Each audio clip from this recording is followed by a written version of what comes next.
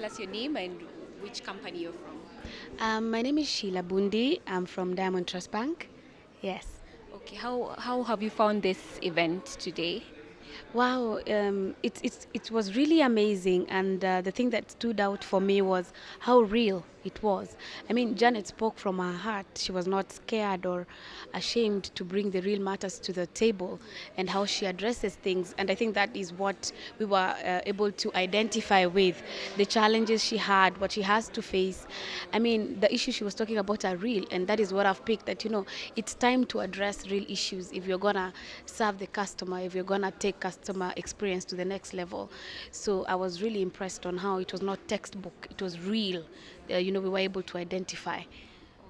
What are the two things you think you can implement right now from her talk? Well, first, I like the fact that we have to be fully engaged with the product processing in our organizations, and our feedback is vital because we are really communicating the voice of the client, and whatever we are doing as an organization is about the client. So I feel like that is something that I can go home with and run with, that every product we are putting to the market has to be customer centric, has to involve the customer fully, and we have to stop thinking that we are, as you said, service workers really, but we are really part of the solution. And I like the fact that now I've been able to see that customer focus and customer experience is an every person's, as she said, it's an attitude. It's not a job, it's an attitude.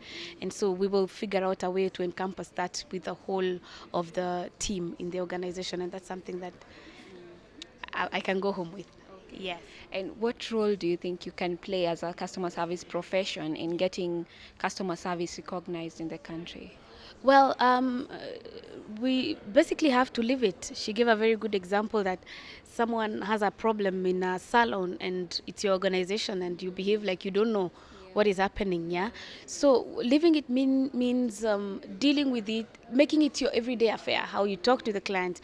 If you're an engineer, you have to do it around around with the customer in focus. So what I will do personally is live it, motivate others to live it, empower many more who are not able to be in this forum to realize that it's part of us. Customer experience is part of all of us. It's not a selected few. So that is something that is a challenge to me, and I have to step up. How do you think ICS can help you in implementing these things? Well, I'm actually grateful that year in, year out, you're growing. So it's a very good thing that you're now engaging us, you're sending us all these communications and reminders. I just wish that the sessions were longer.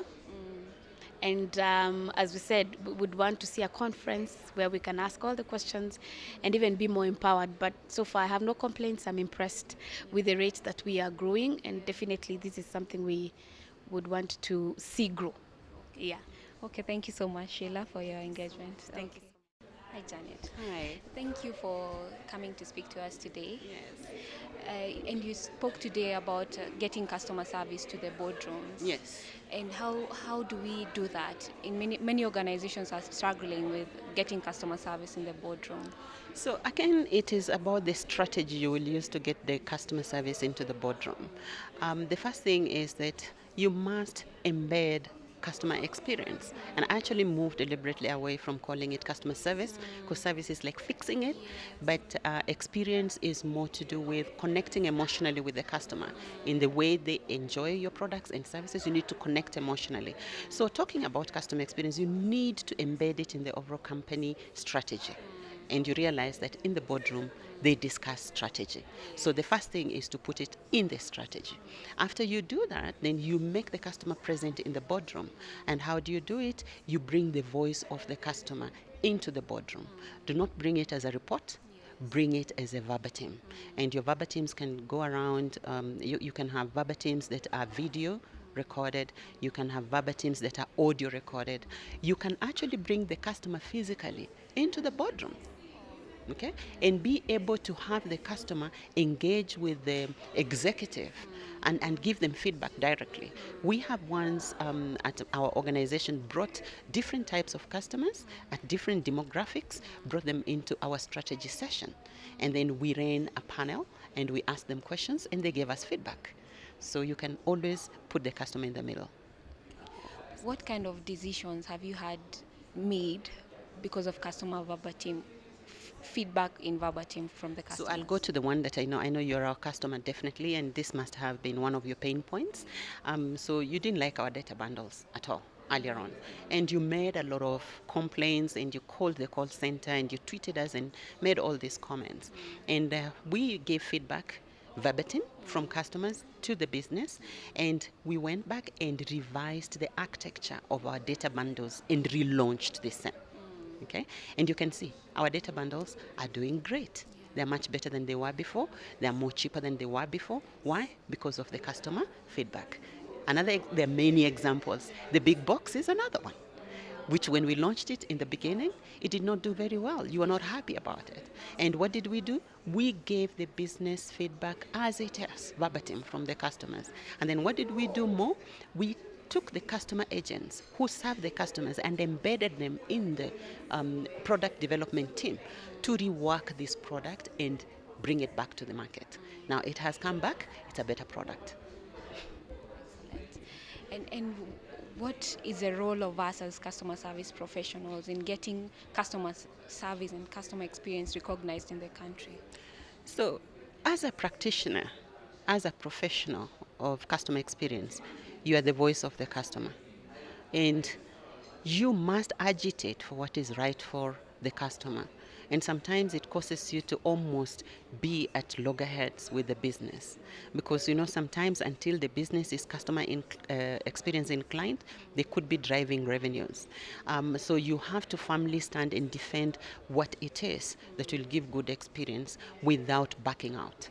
And keep reminding the organization that business starts with the customer. If you don't start with the customer, even what you're chasing will not be delivered.